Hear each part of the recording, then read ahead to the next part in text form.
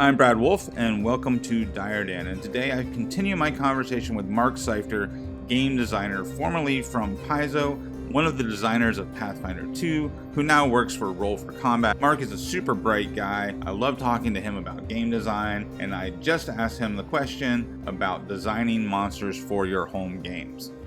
In general, I recommend when building a new monster, or really almost anything that you build for the game, to try to build things from a top-down process rather than a bottom-up. These are computer science terms about kind of what direction you take to get to your results. One of the problems with this, and I suppose we'll see in the 2024 if this has changed, is that the 2014 Dungeon Master's Guide is built to the builder for the monsters builds them from the bottom up. And I believe that that is actually much harder for especially newer GMs who are starting off building, while appearing to be easier and more permissive to GMs. It actually turns out to be difficult.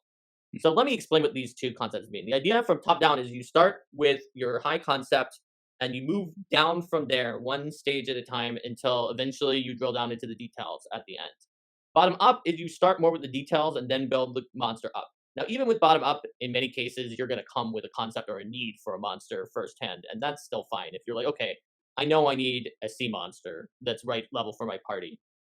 The thing about bottom up is that you kind of just pick the numbers or the ability, and then later you find out what CR the monster is. That's why the DMG monster builder is bottom up. It's because that's exactly how it works. It says, what AC is it? Whatever you want. How many hit points does it have? You choose.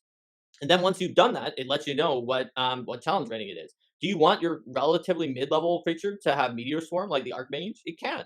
And it'll bump up its level compared to its survivability. It'll be somewhere in the middle. But whether or not that's actually something that is like appropriate for your group to go up against when at certain like level ranges and CRs, that Meteor Swarm, if it wins initiative, could like kill like or knock unconscious like multiple party members. But then the Archmage might die immediately to the party when they attack it.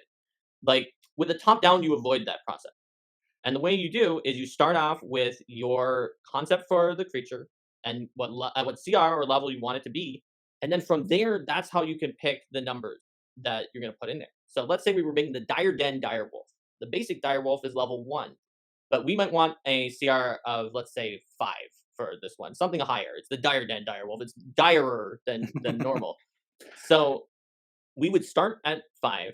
And then instead of just picking any old armor class and hit points, we would go to the table. And obviously, we only have the 2014 one for right now. So if you're thinking that player characters look a little buffer in the new not edition version, then you would possibly raise the numbers a little bit, do a little bit more extra abilities on the creature, whatever you're going to do.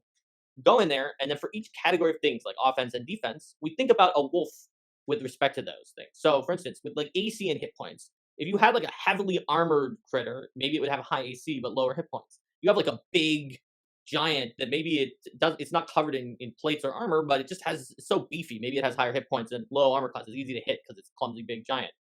A wolf to me feels like it's kind of not weak in either of those areas. It's maybe middle of the road. So maybe I would just pick the numbers for CR5 on both AC and hit points.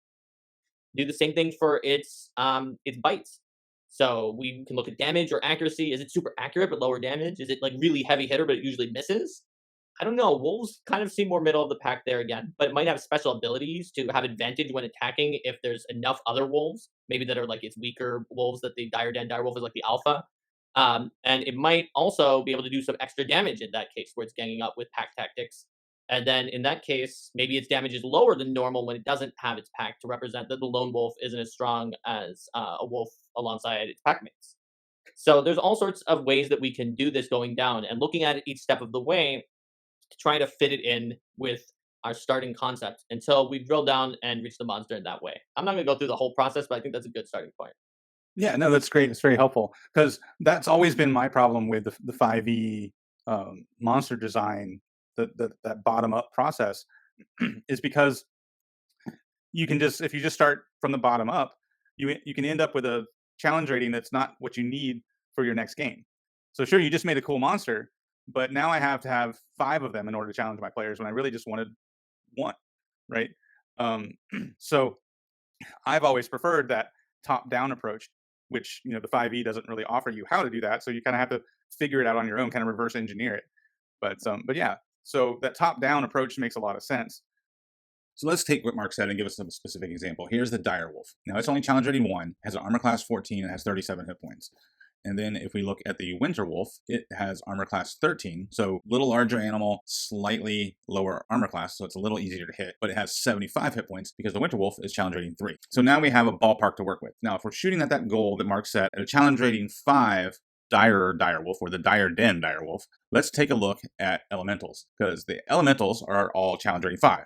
So let's take a look first at the air elemental. Now the air elemental is kind of like a glass cannon. It's because it has 15 AC and only 90 hit points. So it's not that hard to hit. It doesn't have a whole lot of hit points, but it has this recharge ability that can dish out a big chunk of damage. So that makes our air elemental a little more like a glass cannon. Now, if we come back to the earth elemental to compare it, the earth elemental is more like a tank. It has a 17 AC and 126 hit points, but all it has is that 14 damage slam attack. So the earth elemental doesn't put out nearly as much damage as the air elemental, but it's more survivable. So it kind of counterbalances. So again, like Mark said, if we're going to make our Direwolf kind of land somewhere in the middle, let's take a look at our fire elemental. And so here's our fire elemental. So it lands in the middle with 13 AC, so it's actually easier to hit than our air elemental. But it has 102 hit points, so it has more hit points than the air elemental, but it has an always on damage because of its fire form. So it's always putting out damage to anybody that's within 5 feet of it. So for our Direwolf, we could probably, if we're going to shoot for a 13 AC, same as our Winterwolf, then it's safe to give it the 102 hit points like the fire elemental. And then what we want to do is find a way for it to put out a little more damage than the fire elemental because it doesn't have this always on ability. So if we look back, if you remember our air elemental and earth elementals, their attacks did an average of 14 damage. So we could use that as our base damage for our Direwolf.